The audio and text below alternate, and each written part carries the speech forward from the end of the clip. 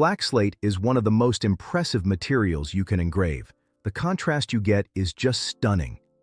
Now, your slate will usually come looking something like this, a bit rough, uneven surface. That's totally normal. But before we do anything else, grab an orbital sander and give it a quick once-over. You'll end up with a smooth, even surface like this, much better to work with. Next, coat it with spray paint. You can go with transparent or black. In this example, we used glossy black. And this is what it looks like after coating. Now, we've got a perfect base to engrave on. All right, let's get the image ready. Head to the top menu and open imag-r.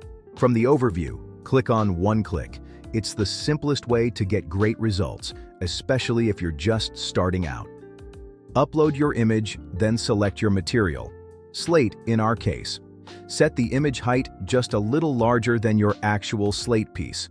That makes positioning on the laser bed way easier. For a CO2 laser with a compound lens, I'm going with 318 dpi.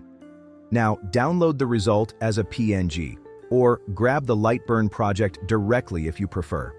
Over in Lightburn, import your prepared image.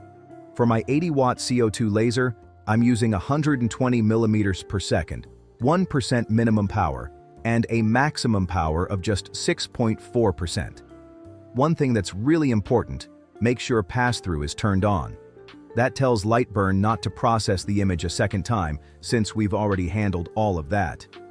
Before I place the slate, I lay a sheet of paper on the laser bed and run the frame once. That burns the exact outline of my design onto the paper, so I can position the slate precisely. No guessing, no crooked angles. Now let's start the engraving. And here's a tip that'll save your result. Don't try to get it done in one heavy pass. Run 2 lighter passes with the exact same settings instead.